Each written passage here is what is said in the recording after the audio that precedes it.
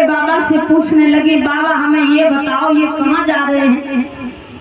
भोलेनाथ बोले ये गंगा नहाने जा रहे हैं। तो पार्वती बोली गंगा नहाने जा रहे हैं तो इसका मतलब ये सब तर जाएंगे? बोले नहीं,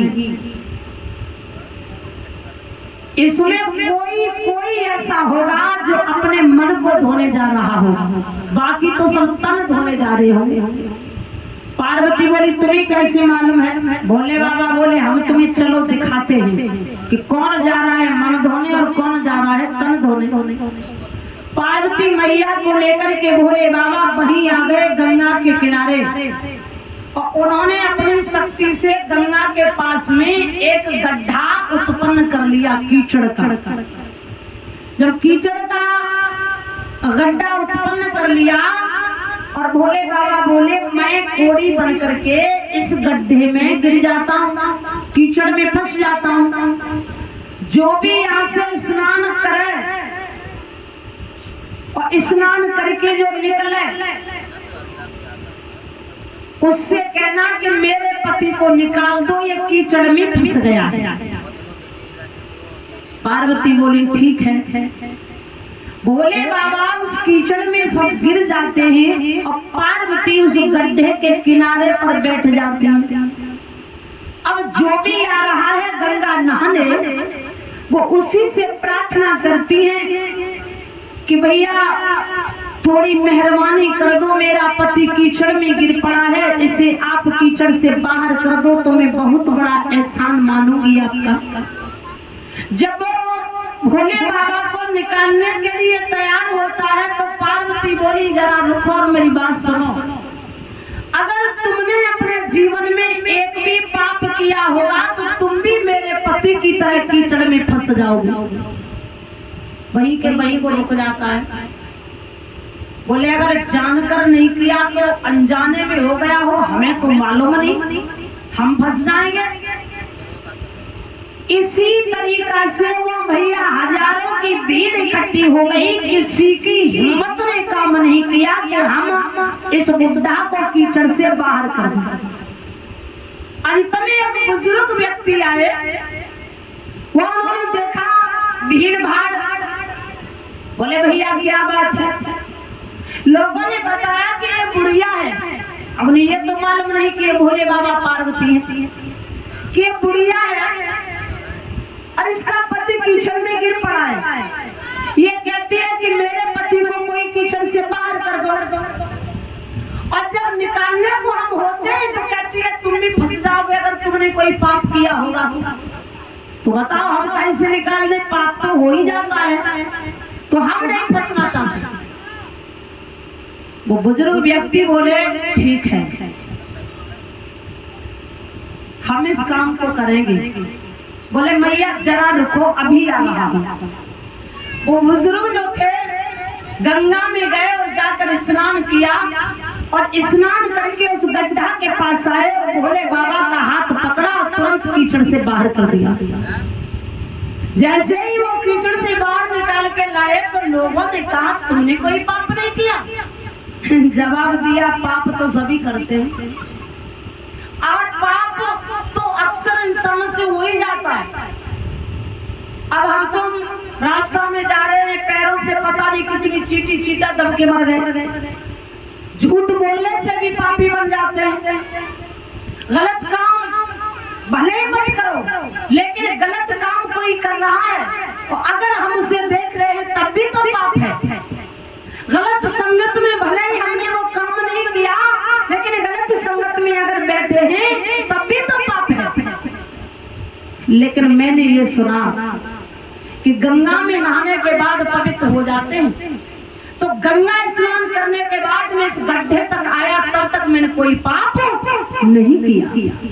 भोले बाबा बोले पार्वती हजारों की भीड़ में एक ही बुढ़ा निकला जिसने मन को धोया है, और ये बाकी तो सब तन धोने जा रहे हैं। और ये सत्य है भैया।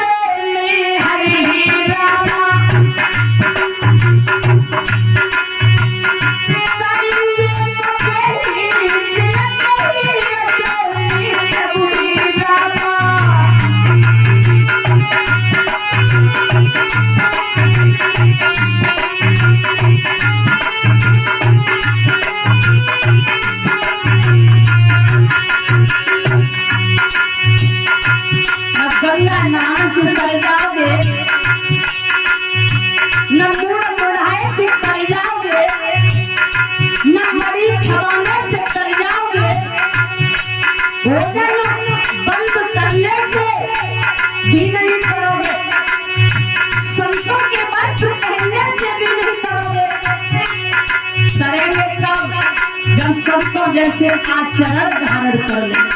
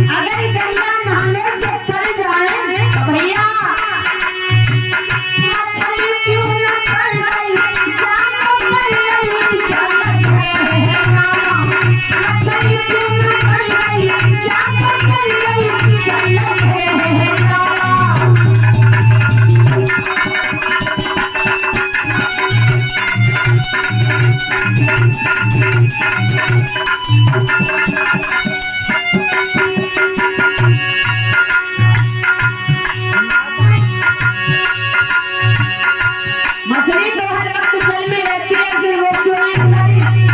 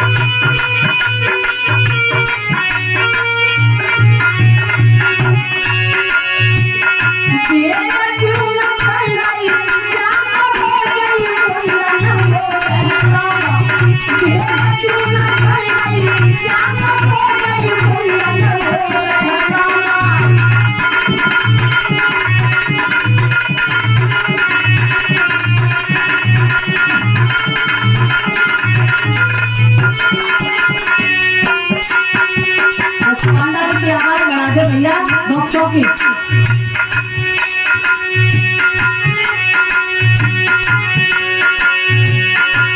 और बताया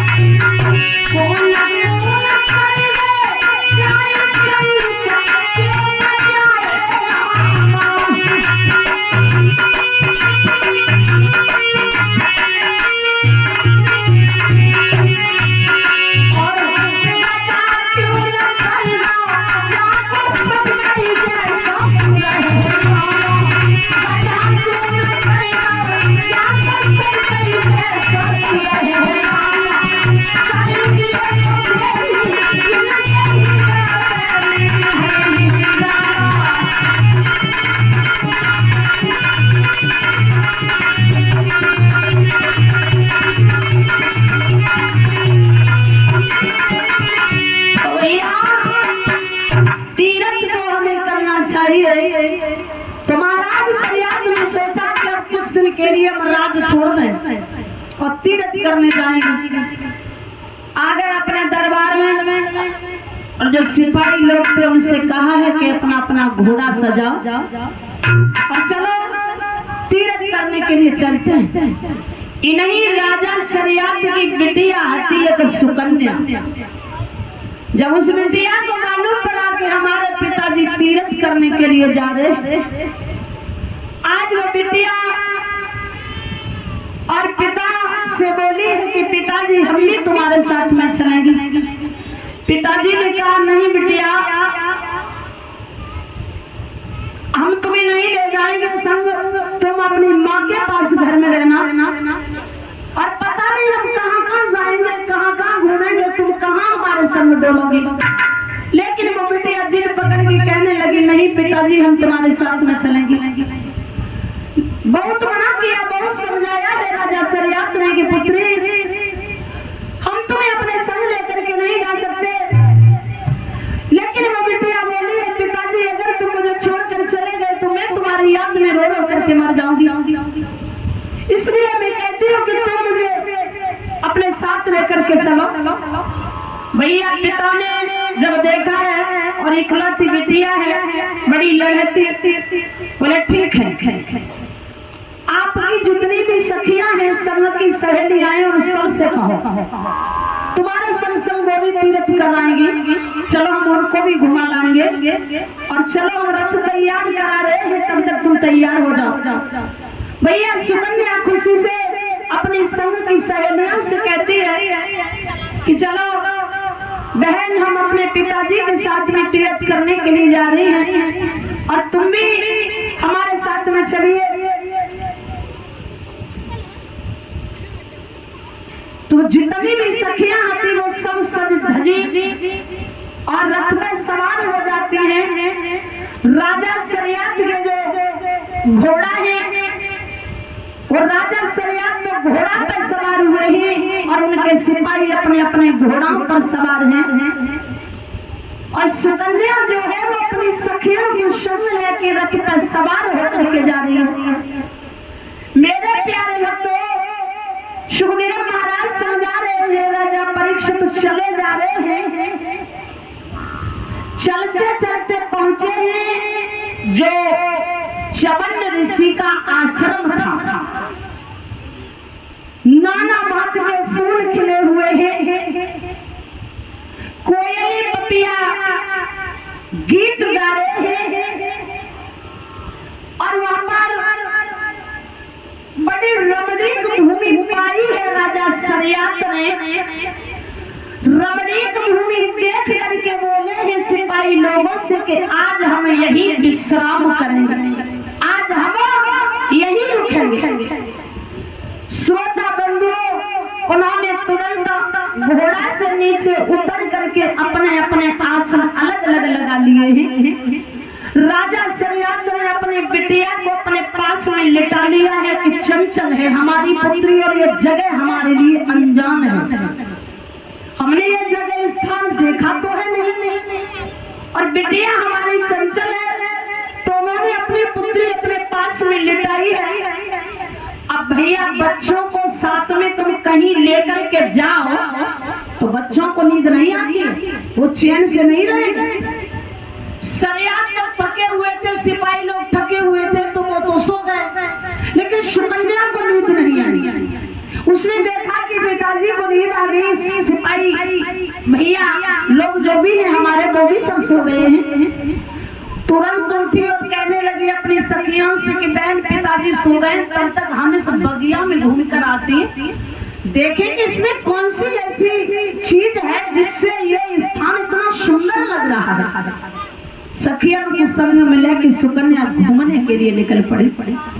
जब घूमने के लिए निकल पड़ी तो भैया उसने देखा है कि एक माटी का टीला बना हुआ है और उसमें दो जुगनू चमक रहे हैं, दो लाइटें चमक रही हैं। अब च्यवन ऋषि जो थे वो समाधि लगाए बैठे थे, उनकी जटाओं से पूरा शरीर ढका हुआ था। 85 साल की आयु हो चुकी थी, शरीर में चींटी और तिमियों ने घर बना लिया था। केवल उनकी जो आंखें थी वो लाइट की तरह चमक रही थी। जैसे ही श्रोता बंधुओं सुकन्या ने और उसकी सहेलियों ने देखा तो उन्होंने ये तो देखा नहीं कि महात्मा जी की समाधि है। बोली बहन ये लाइटें जो चमक रही हैं ये क्या है? सखियां बोली बहन पता नहीं। सुकन्या बोली तुम्हें नहीं पता, लेकिन मैं इनका पता लगा करके रहूंगी। सुकन्या ने एक सेंटा उठाया है और सेंटा उठा करके बंधुओं क्या किया है,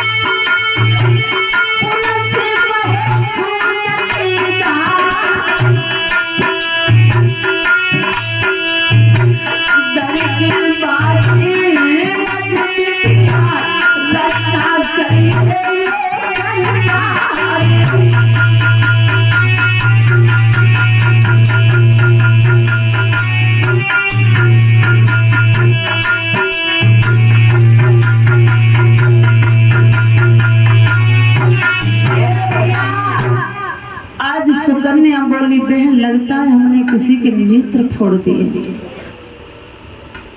पिताजी ने मना बहुत किया, लेकिन ये क्या हो गया।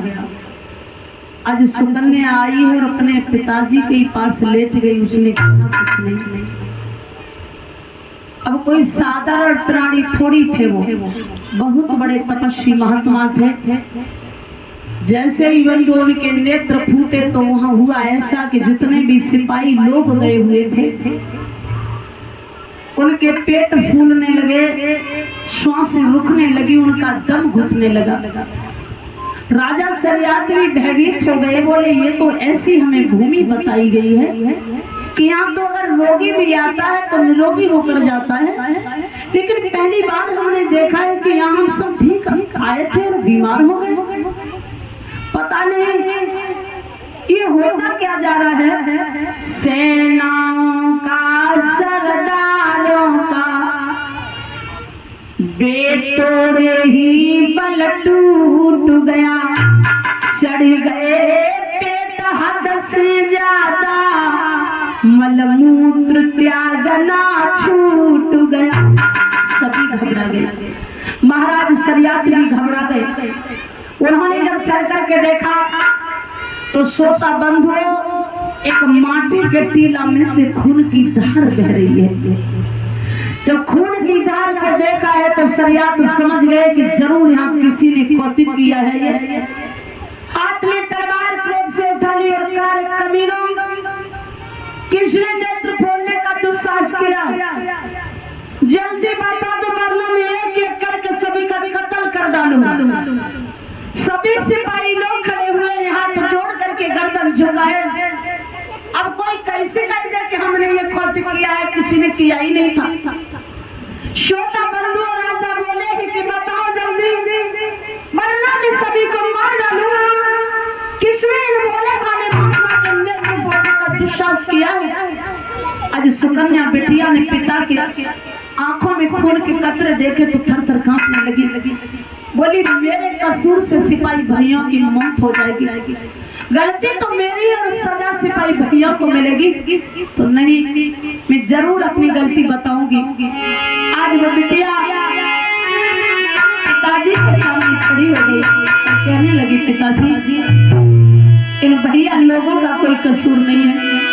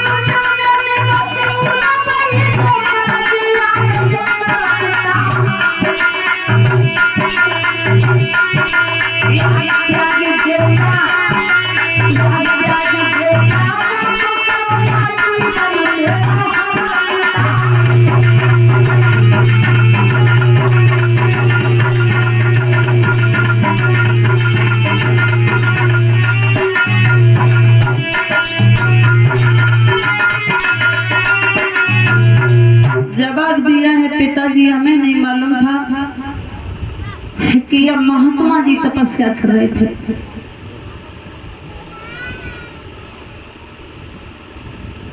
और 50 रुपए जेपी यादव दरोगा जी अमर प्रकाशी इस शास्त्री को दान करते हैं। भगवान सुख शांति देने की मनोकामनाएं पूर्ण हो।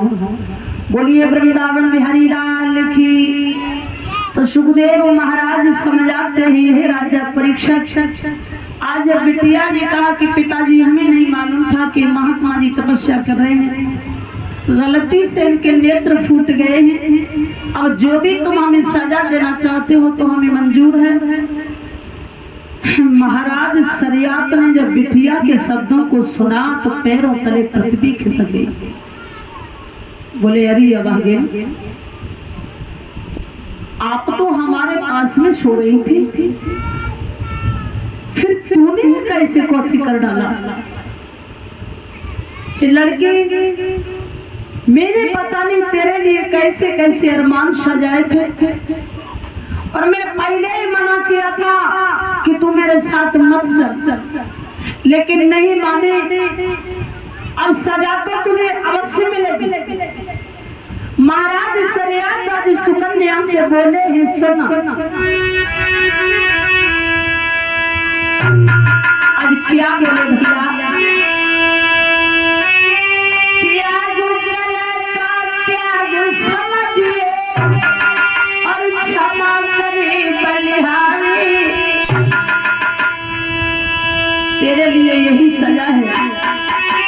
त्याग करे तो त्याग समझिए, क्षमा करे बलिहारी। ये तो तेरे दुल्हा बन गए तू लकी घरवाली। आज से ये अंधा पिया तेरा है, यही तेरे लिए सजा है। लगता है तेरी किस्मत में यही लिखा था।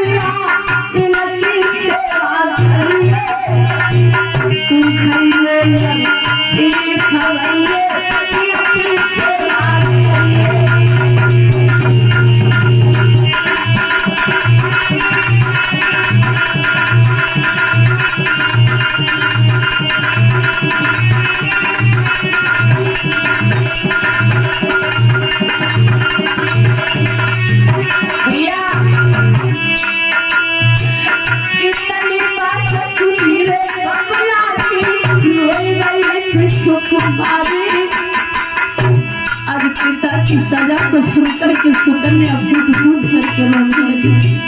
बोले पिताजी, गलती जो मैंने की उसकी सजा तो मुझे मिलेगी मिलेगी, लेकिन मेरी प्रार्थना है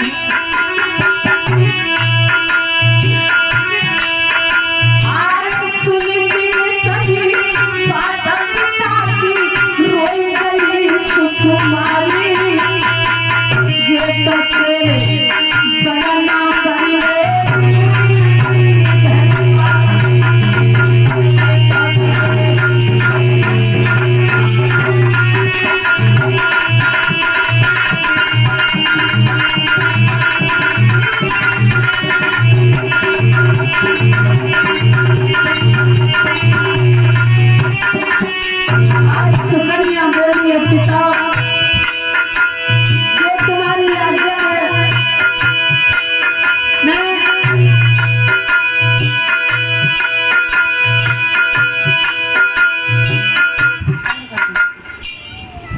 सुखदेव महाराज समझाते हैं राजा परीक्षक, सुकन्या ने आज हाथ जोड़ करके कहा है कि पिताजी मेरी माँ को मत बताना,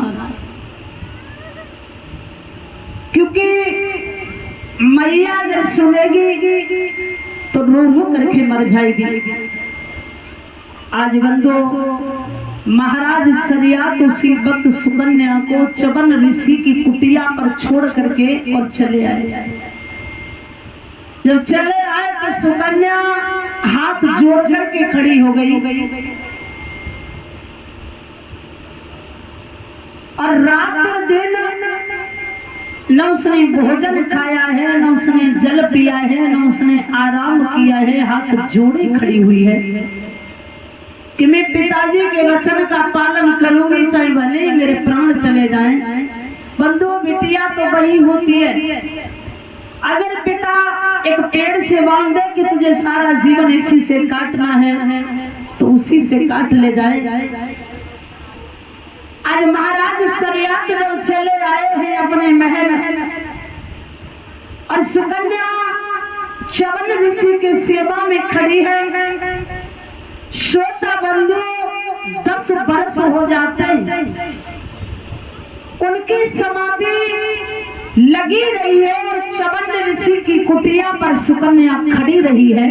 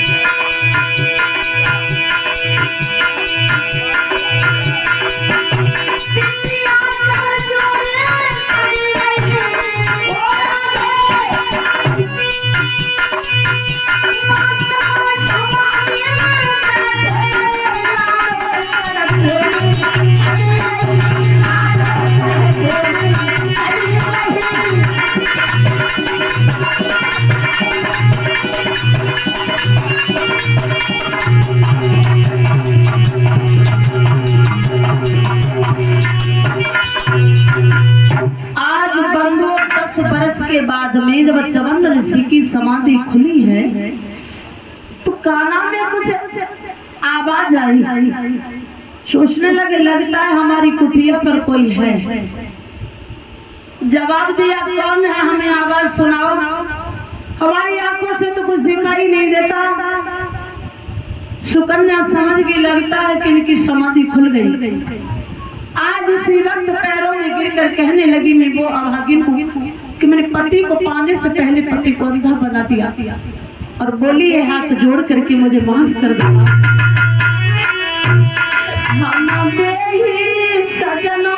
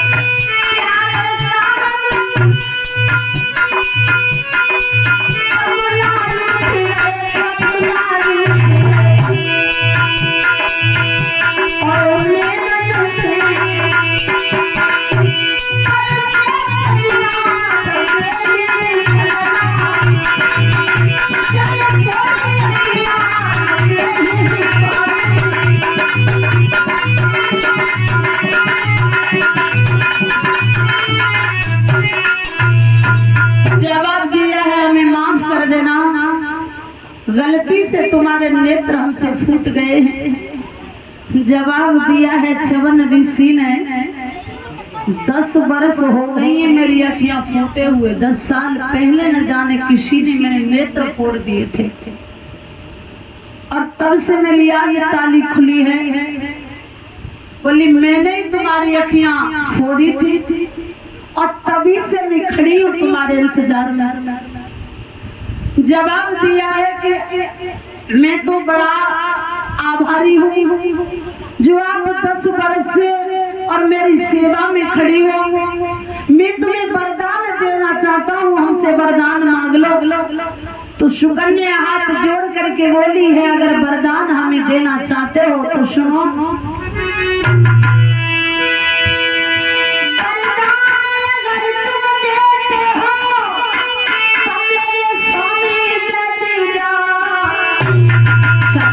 साल की गोरी हूँ तुम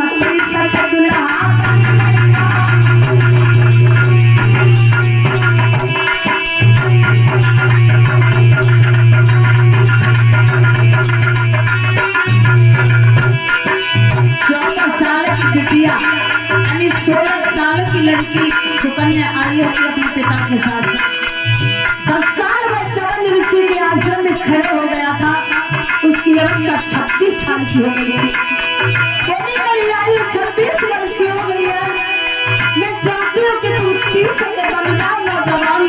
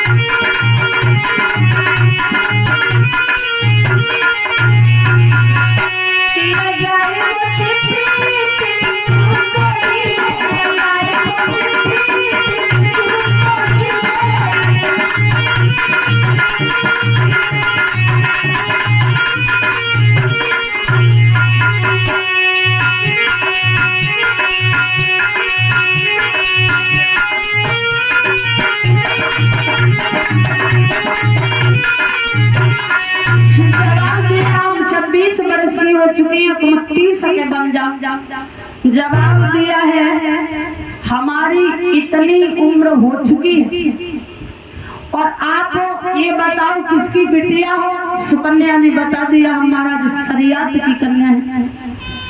चवन ऋषि बोले हैं आप अपने घर जाओ और तुम्हारे पिता किसी सुंदर राजकुमार को ढूंढ कर तुम्हारी शादी करेंगे। बोली नहीं, अगर हमने तुम्हें नहीं अपनाया तो हमारे पिताश्री का वचन टूट जाएगा। हमें केवल अपने पिता का वचन निभाना है। जैसे ही इतनी बात सुनी है चवन ऋषि ने तो बोले ठीक है।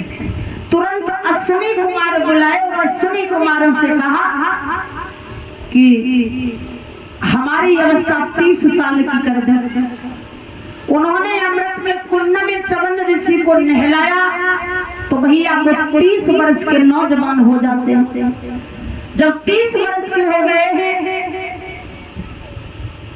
कुछ भक्तों ने दान दिया है 50 रुपए डॉक्टर राजू यादव अमरपुर काशी, 50 रुपए अनेक सिंह अमरपुर काशी, 25 रुपया चंद्रकेश सिंह खाते, 25 रुपया विजयपाल सिंह देवरी, 10 रुपया हरपाल सिंह यादव विजयपुर, 50 रुपया हरी सिंह खानपुर, 10 रुपया सुनील सैनी अमरपुर काशी, 50 रुपया जेपी यादव दरोगा जी अमरपुर काशी, 20 रुपये रामेश्वर सिंह यादव अमरपुर काशी।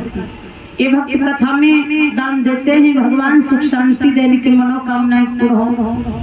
तो श्रोता बंधु, अब उनके शरीर में जो कमजोरियां थी उसे खत्म करने के लिए एक औषधि तैयार भैया, जो आज भी विख्यात है, चवन्न प्रयास।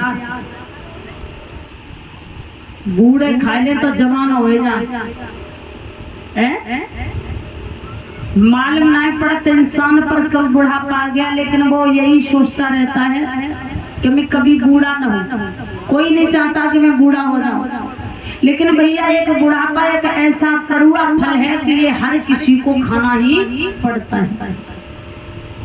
बचपना आएगा वो भी छोड़ के चला जाता है, जवानी भी छोड़ के चली जाती है, लेकिन बुढ़ापा छोड़ के नहीं जाएगा, वो तो लेकर के ही जाएगा, वो कभी नहीं जा सकता। तो चवन्ने ऋषि के लिए और भैया वो औषधि तैयार भैया।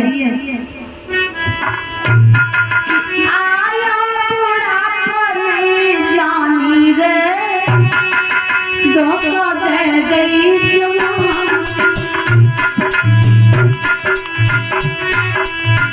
बुढ़ापे का संकेत जब आता है तो कहाँ से शुरू होता है?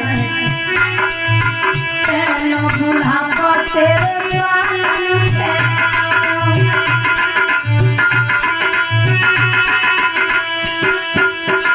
पालन पे आयो, तेरे पालन पे आयो। तो भैया इंसान नहीं सुधरता, सोचता है कि अभी तो मैं जवान हूँ, बालों काले हो जाएंगे।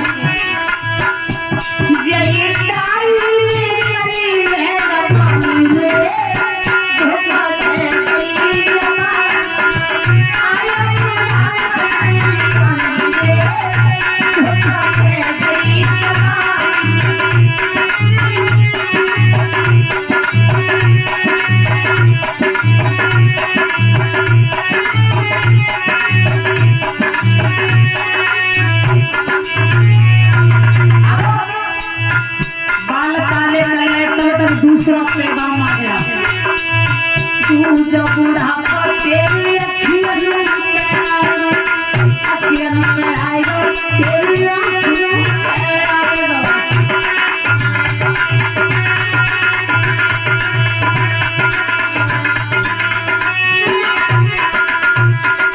गए भैया का उस चिकित्सालय में और चश्मा चढ़वाया है। जय चश्मा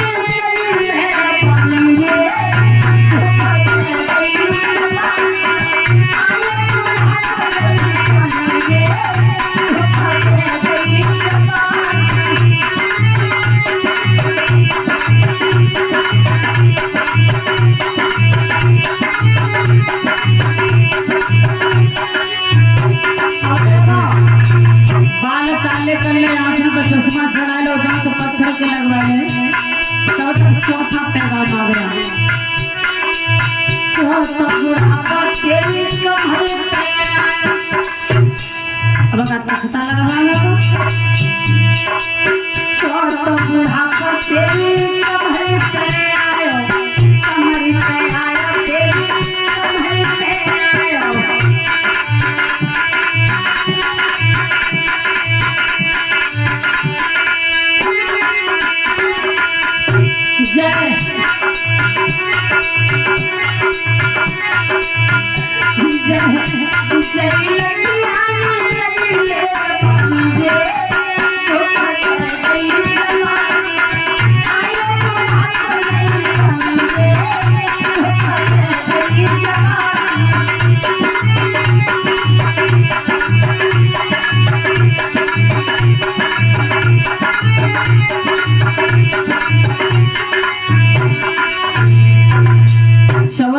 भैया जब सुंदर नौजवान 30 वर्ष के बन जाते हैं तो सुकन्या बोली अब एक काम और करो कि रहने के लिए मकान बनवाओ, इस वन में हमें तो डर लगता है। तो चवन ऋषि ने बुलाए हैं विश्वकर्मा, और विश्वकर्मा से उन्होंने बड़ा सुंदर महल तैयार करवाया है। जब महल बंधुओं बनवाया है उसमें चवन ऋषि और सुकन्या जब रहने लगे दोनों बड़े प्रेम से। इधर राजा सरियात के बंधु एक दिन याद सुकन्या की आई है। कहते हैं कितना भी दुष्ट हो अपना, लेकिन समय पर अपने ही की याद आती है। जब राजा सरियात को याद आई, पता नहीं अभागिन कैसी हालत में रहती होगी।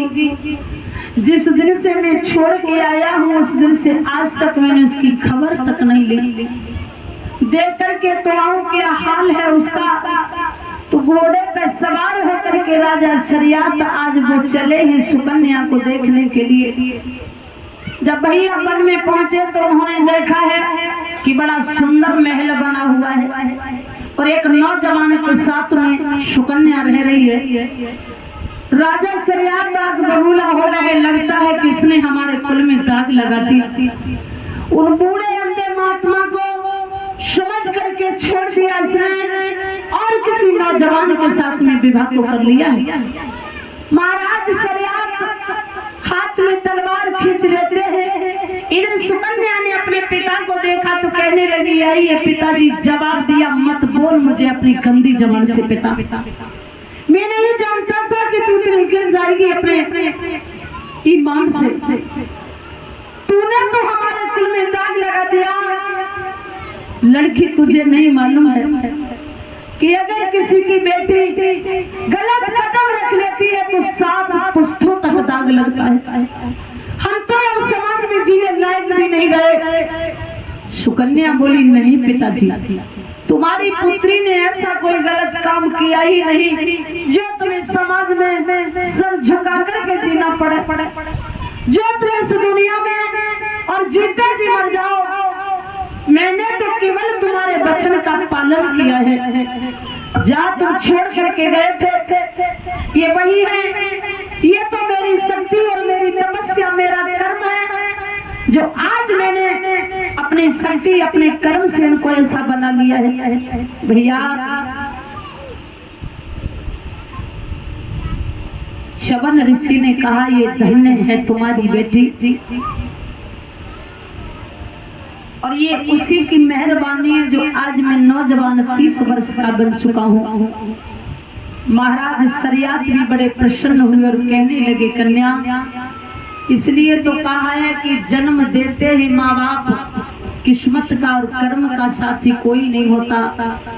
हर बच्चा अपना कर्म और अपनी किस्मत लेकर के आता है। उधर लिखवा दो हाँ उधर है वो चल रही है काफी उधर उठा ले जाओ गोदाम में। सुखदेव महाराज समझाते हैं राजा परीक्षित।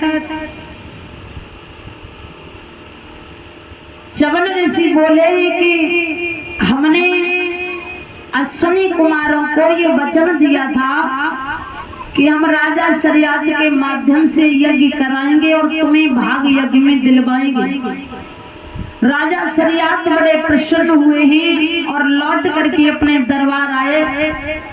बंधुओं उन्होंने एक यज्ञ का आयोजन किया है, उसमें सुकन्या और चवन ऋषि दोनों को बुलाया। जब यज्ञ होने लगा तो अश्विनी कुमार चवन ऋषि ने बुलाए।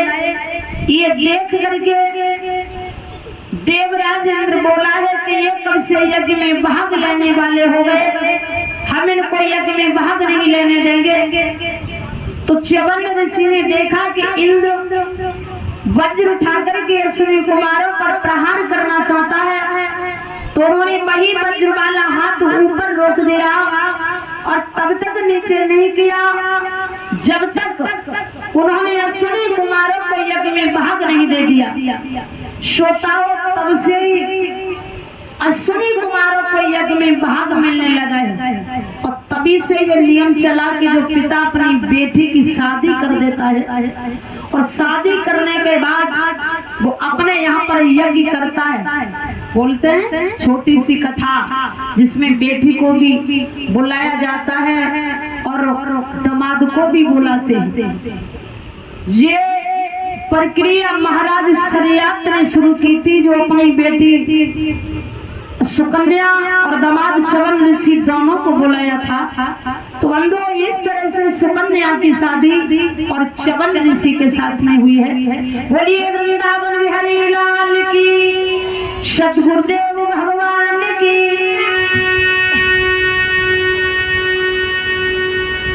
अरे 20 रुपए विष्णु यादव अमर प्रकाशी शास्त्री को दान करते हैं। भगवान ने सुख शांति देने की मनोकामनाएं पूर्ण हो।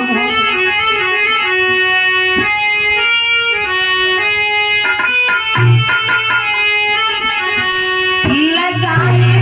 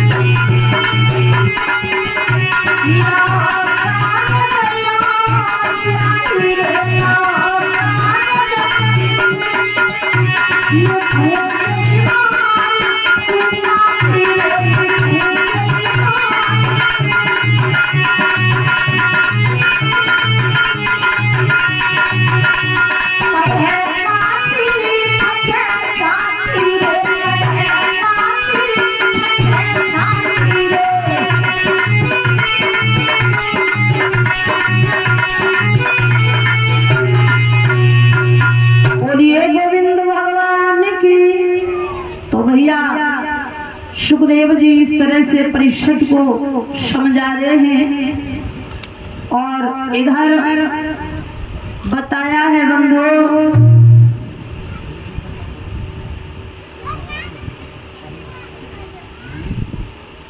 कि भगवान की नाभि से कमल से ब्रह्मा जी उत्पन्न हुए।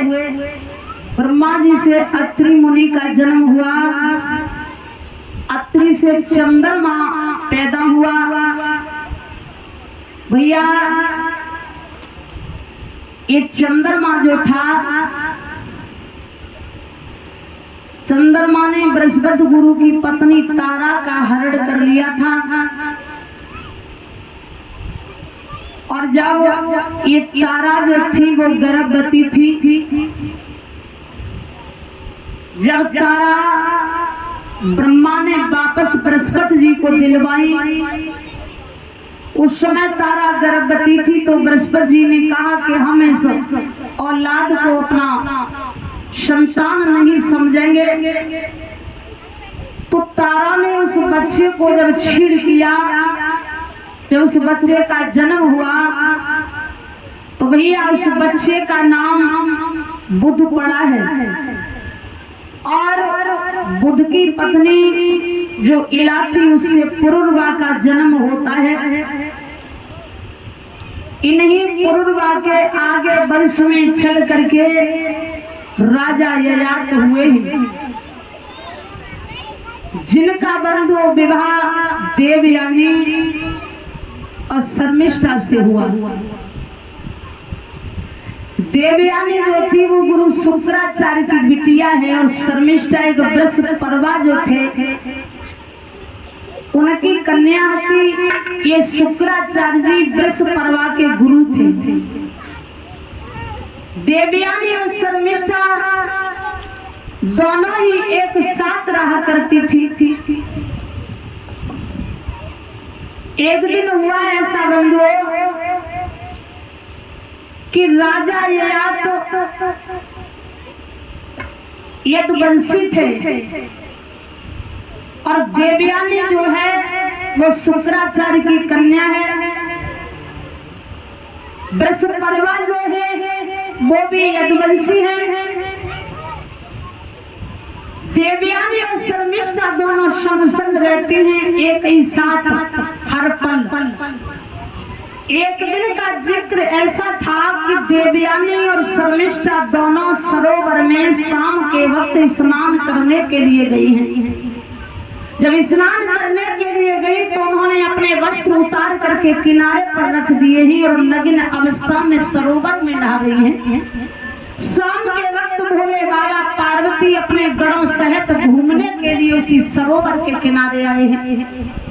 जैसे ही देवयानी शर्मिष्ठा ने भोले बाबा पार्वती जी को देखा है तो बोली, बहन भोलेनाथ आ रहे हो, हम नग्न जल में नहा रही हैं। भागी है कि भागी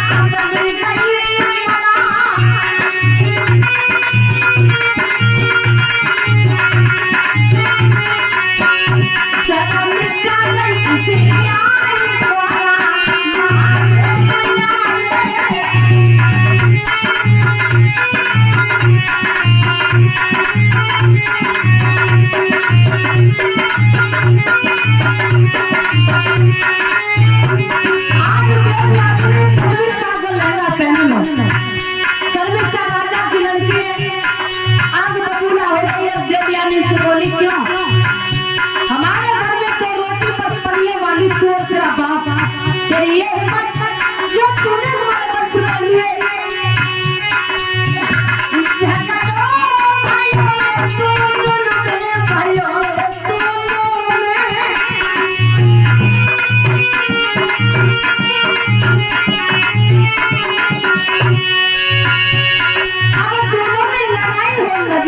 शर्मिष्ठा द्वारा घमंड था कि मैं राजा की लड़की होगी। अब देवयानी एक पुरोहित की शुक्राचार्य की लड़की है, हमारे घर पे रहेंगी। इसका बाप भी रहता है तो बुरा भला कहने लगी, अरे ये मेरा बाप भी मंगा है जो हमारे घर जो लड़कियों पर बनता है।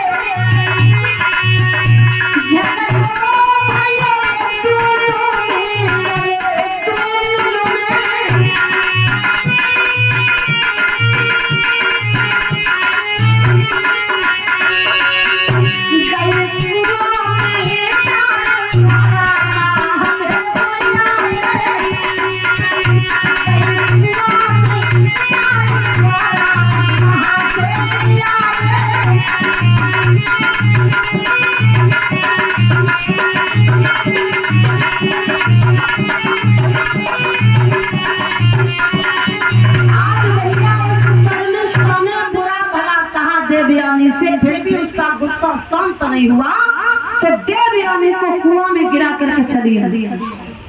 उसने नहीं बताया अपने घर आकर किसी को। देवयानी जब कुआं में पड़ी रो रही है, इधर राजा सरियात जो थे वो घोड़ा पे सवार होकर के जंगल में शिकार खेलने जा रहे हैं। जब शिकार खेलने जा रहे थे तो घोड़े की आवाज जब देवयानी ने सुनी है, लगता है कि कोई निकल रहा है यहाँ से। उसने कुआं में से आवाज लगाई है और बोली,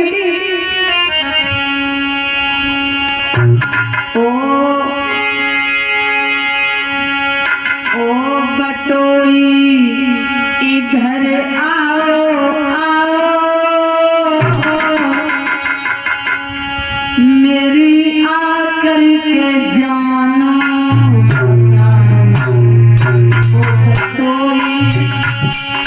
परदेसी, जरा रहम कीजिए, मेरे प्राण बचा लीजिए तो बड़ी मेहरबानी होगी। मैं कुआं में पड़ी रो रही हूँ, मैं कुआं में पड़ी रो रही हूँ, मौत की गोद में सो रही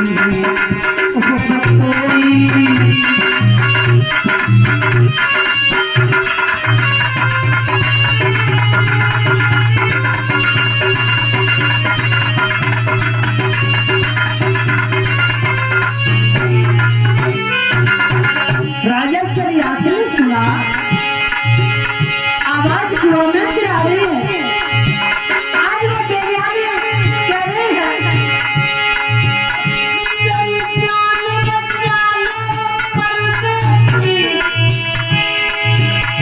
मेरी जान बचा लो परदेसी, मैं कुआं में पड़ी रो रही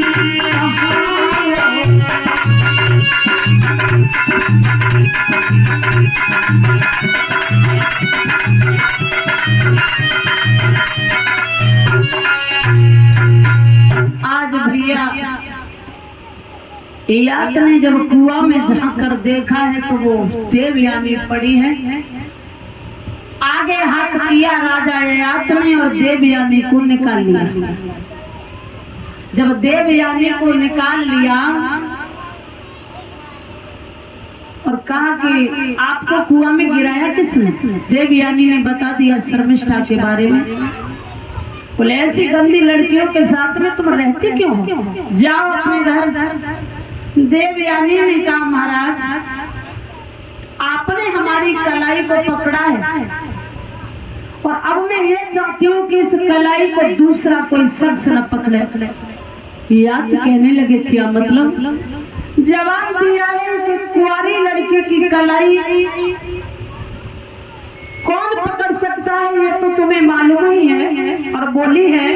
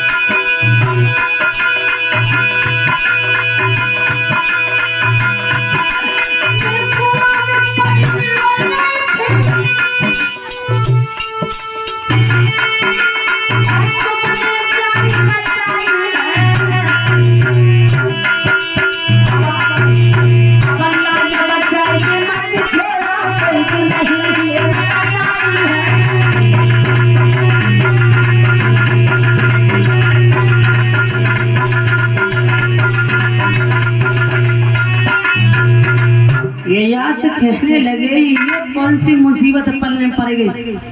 हम तो जा रहे थे वन में शिकार के लिए। अरे आप अपने घर जाइए। और फिर आप ये कह रही हैं कि हम शुक्राचार्य की लड़की हैं। अरे हम तो एक क्षत्रिय हैं और आप एक ब्राह्मण की लड़की हैं। हमारे साथ आपकी शादी हो ही नहीं सकती। जवाब दिया मेरी किसी ब्राह्मण के पुत्र के साथ विवाह हो नहीं सकता महाराज। क्यों? क्योंकि वर्षों पहले मुझे श्राप दे दिया था बृहस्पति के पुत्र कच्छ ने। एक बार कच्छ मेरे पिता शुक्राचार्य जी से विद्या पाने आया था। मैंने उसकी सुंदरता को देख करके और उसके साथ शादी करना चाहिए, तो उसने मना कर दिया कि मैं तुम्हारे साथ विवाह नहीं कर सकता, क्योंकि तुम मेरी गुरु की बिटिया और मेरी धर्म की बहन हो। मैं तुम्हें पत्नी नहीं बन सकता। तब मैंने उस कच्छ को श्राप दे दिया था कि जो विद्या तुमने हमारे पिता से प्राप्त की अब तुम्हारी छेड़ हो जाए। तब यह कच्छ ने क्रोध में आकर मुझे भी श्राप दे दिया था कि आज के बाद तुम किसी ब्राह्मण पुत्र के साथ विवाह नहीं जाओगी। इसलिए महाराज मैं ब्राह्मण कुमार के साथ मेरा विवाह नहीं होगा, अन्य जाति के साथ विवाह होगा। तो मैं तुम्हारे साथ विवाह करना चाहती हूँ। महाराज याद बोले तो ठीक है, जाओ अपने घर अपने पिताजी से कहना अगर तुम्हारे पिताजी हमारे साथ में शादी करने को तैयार हो जाए तो हमें मंजूर है, लेकिन हम अपनी मर्जी से तुम्हारी मर्जी से तुम्हें संग नहीं ले जा सकते। आज बंधु देवयानी जो है अपने घर आई है। जब शुक्राचार्य जी के पास आई तो शुक्राचार्य जी ने कहा कि बिटिया शर्मिष्ठा बहुत देर पहले आ गई, तुम कहाँ रह गई थी? सुकन्या ने देवयानी ने जब ये बात सुनी तो बोली है पिताजी अब ज्यादा हम कुछ नहीं कहना चाहती हैं, हम इतना कहना चाहते हैं कि अब तुम राजा वृषपर्वा का राज छोड़ दो तो ठीक रहेगा, क्योंकि विद्वान को तब तक रहना चाहिए जब तक वहाँ सम्मान मिले। जब अपमान होने लगे विद्वान को तो वहाँ नहीं रुकना चाहिए। शुक्राचार्य जी बोले बताओ हुआ क्या है? तो बोली है आज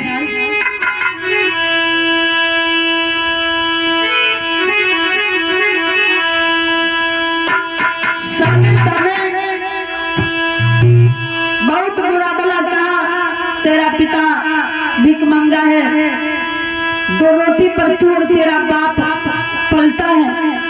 बड़े बड़े उसने अपशब्द रखे और मुझे कुआं में गिरा करके चली आई। इतनी बात जब शुक्राचार्य जी ने सुनी तो अपनी बिटिया को लेकर वृषपर्वा के राज्य से जाने लगे। जैसे ही बंधु वृषपर्वा को मालूम पड़ा है कि हमारे गुरुदेव हमारे राज्य को छोड़ करके जा रहे हैं, तुरंत हाथ जोड़ करके खड़े हो गए। बोले गुरुदेव गलती क्या है हमारी? जवाब दिया तुम्हारी नहीं,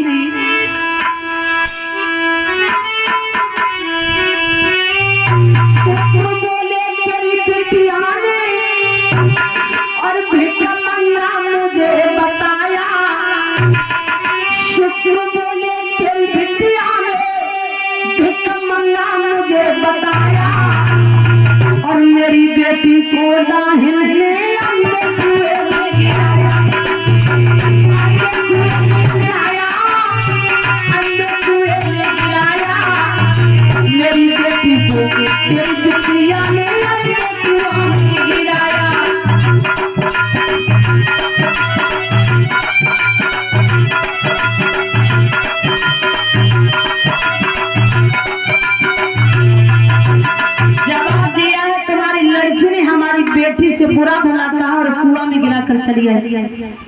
बृहस्पति बोले कि अगर हमारी बेटिया ने गलती की है, जो भी तुम कहो मैं वही सजा अपनी बेटी को देने को तैयार हूँ। तो शुक्राचार्य जी बोले ये भी हमारी देवयानी बताएगी कि इसे कौन सी सजा दी जाएगी। मेरे प्यारे भक्तों, आज देवयानी से पूछा गया तो देवयानी बोली सुनो, अगर तुम अपने राज्य में हमें रोकना चाहते हो तो जिसके साथ में मेरी शादी हो तुम्हारी बिटिया मेरे साथ दासी बन करके जाए। राजा बृहस्पति ये सुन करके और तैयार हो गए, बोले ठीक है मुझे मंजूर है, जो हमारी बेटी ने गलती की है तो इसका तो उसे दंड जरूर मिलेगा, जरूर सजा मिलेगी। देवयानी ने यह भी बता दिया कि पिताजी जब ये कुआं में हमें गिराकर चली आई थी तो राजा ययाति ने हमें कुआं से निकाला था और मैं राजा ययाति के साथ में शादी करूंगी। भैया शुक्राचार्य जी ने तुरंत राजा ययाति को बुला करके विध विधान से देवयानी का विवाह कर दिया है।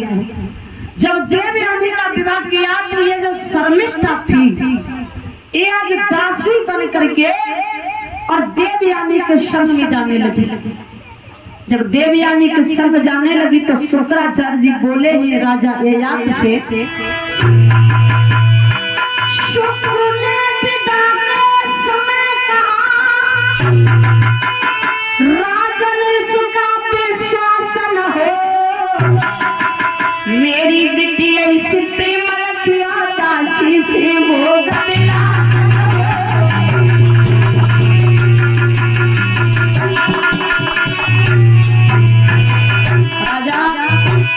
दासी है और दासी की तरह ही तुम्हारे महलों में रहनी चाहिए। हमारी बिटिया की दासी बनने जा रही है।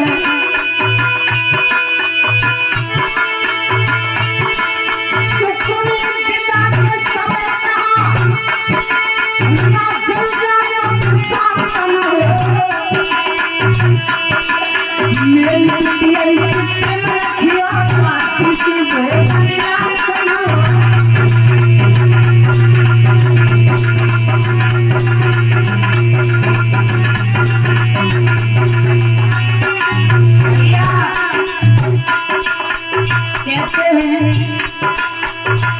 आज कर्म के आधार पर फल मिलता है। देवयानी रानी बन के जा रही है और शर्मिष्ठा दासी बन के जा रही है, जबकि देवयानी भिकमंगा की लड़की और शर्मिष्ठा एक राजा की लड़की है।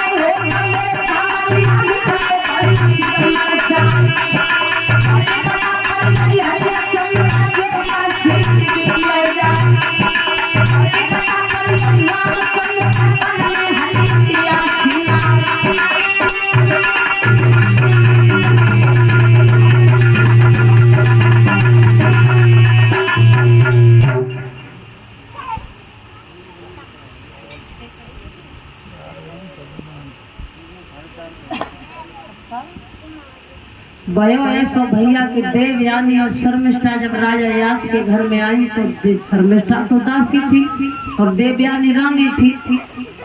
धीरे धीरे समय गुजरता गया। एक दिन का जिक्र, देवयानी से 2 पुत्र पैदा हुए हैं, यदु और तुर्वसु।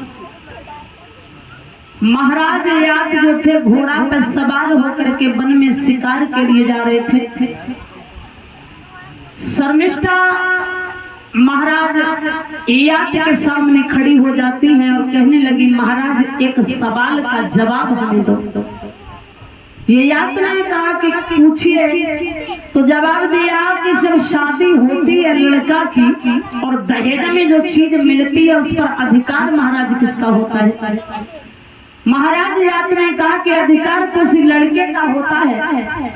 तो बोले महाराज मैं भी तो दहेज में आई हूँ, फिर मेरे ही ऊपर अधिकार किसका है? श्रोताओं, महाराज याद शर्मिष्ठा की भावना को समझ करके देवयानी से छुप करके वो शर्मिष्ठा को भी अपनी पत्नी मान लेते हैं। ये बात देवयानी को मालूम नहीं है। और देवयानी से तो 2 पुत्र पैदा हुए हैं, यदु और तुर्वसु, और शर्मिष्ठा से 3 पुत्र पैदा हुए, अनु, ध्रुव और पुरु। जब ये देवयानी को राज मालूम पड़ा तो राजे से बोली कि तुमने हमारे पिता के वचन को तोड़ दिया, हम इसी समय त्याग करके तुम्हें जा रही हैं। जैसे ही वो त्याग करके हम दोनों अपने घर आई तो महाराज यात्री डर